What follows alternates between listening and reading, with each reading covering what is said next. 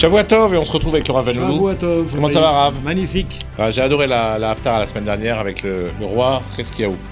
Non, le Roi, prophète. Le prophète. Yecheskel. Yecheskel, voilà. Bon, petit à petit. Le roi Tzidkiaou. Et le roi Tzidkiaou. Moi, j'ai fait un mélange des deux. C'est pas grave. Ça arrive? Ça arrive. Ok. Ça, c'est d'y retrouver. Bon, parce que je prends pas de notes. En fait, il faudrait que je sois à l'école. Alors, prenez des notes si vous voulez vous rappeler et pas être comme moi.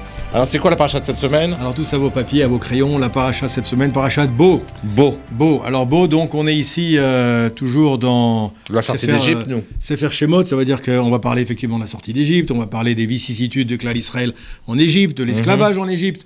Et ici, l'Haftarah est tirée du prophète Irmia comme Irmiaou. Comme Jérémie. Ah, voilà, c'est facile. Jérémie, c'est facile. Jérémie. Là, on va se rappeler. Jérémie, la semaine prochaine, on se rappellera.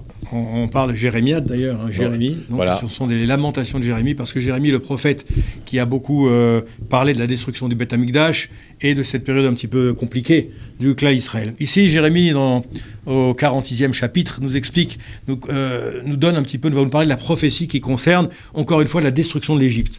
Comme on l'a vu également dans la prophétie d'Yecheskel. La semaine dernière. La semaine dernière, eh bien, dans cette Haftarah, on parle à nouveau de la destruction de l'Égypte. Ah, il y a du suivi dans les Haftarot. Il y a du suivi, les prophètes se sont donné le mot. Exactement. On va dire comme ça. Ils se sont envoyés un WhatsApp, sûrement. Oui, absolument. Irmia est chargé d'annoncer à l'Égypte que Nebuchadnezzar, dans la 27e année de son règne, eh bien, il va venir détruire l'Égypte. Jérémie doit le dire à l'Égypte? Jérémie va annoncer au peuple juif que leur vengeance va bientôt arriver. Que leur vengeance va bientôt arriver, tout à fait. Et donc, il explique en détail qu'aucun guerrier ne subsistera à cette destruction qui sera faite par Nabuchodonosor, puisque c'est Nabuchodonosor finalement qui va faire le travail pour nous. Et donc, l'orgueilleux pharaon lui-même, finalement, eh bien, qui a élevé la voix pour mener son armée à la guerre, etc., aura le cœur brisé quand il va voir finalement son royaume va être détruit. Et partir en cacahuète. Voilà. Et c'est le cas de le dire. Et cette prophétie va s'achever toujours par un thème d'espérance dans le Klal Israël, où c'est marqué « Ve'ata al tira avdi Yaakov ve'al techat Israël ». Et toi, n'aie pas peur. Yaakov, n'aie pas peur, mon serviteur, ne crains rien, c'est moi qui ferai la guerre pour vous. C'est beau. C'est un petit peu la fin de cette Haftarah qui se présente comme ça. On nous explique ici dans le Metsudat David, qui est un commentateur de cette Haftarah de Yirmiyahu, de Jérémie, que ce verset vient consoler les Bnei Israël finalement pour toutes les époques.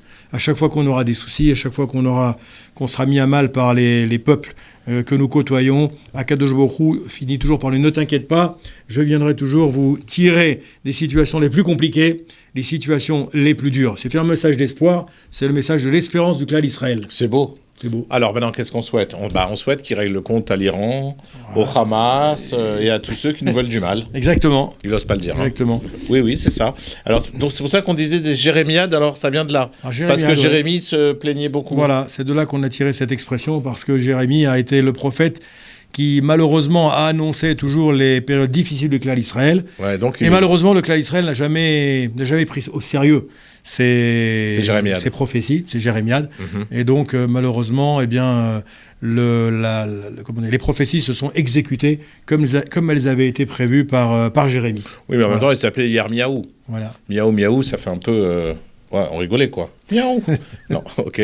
Mis à part ça, eh bien, la Haftarah se termine, comme j'ai dit tout à l'heure, par plutôt des conseils en disant que les peuples, y compris l'Égypte, vont finir par revenir sur leur terre. Malgré la destruction, l'Égypte reviendra sur sa terre. Et chacun des peuples, finalement, qui a été combattu, assujetti par ces empereurs comme Nabuchodonosor, qui avait quasiment conquis le monde entier, les peuples vont revenir sur leur terre, mais ce ne sera pas définitif, ce sera provisoire. Alors que le Klal Israël va revenir sur sa terre, mais définitivement, après toutes les difficultés qu'on a pu rencontrer, eh bien, le Klal Israël reviendra sur sa terre. Et la preuve, c'est qu'on est là. C'est qu'on est là aujourd'hui. Voilà, on vous embrasse.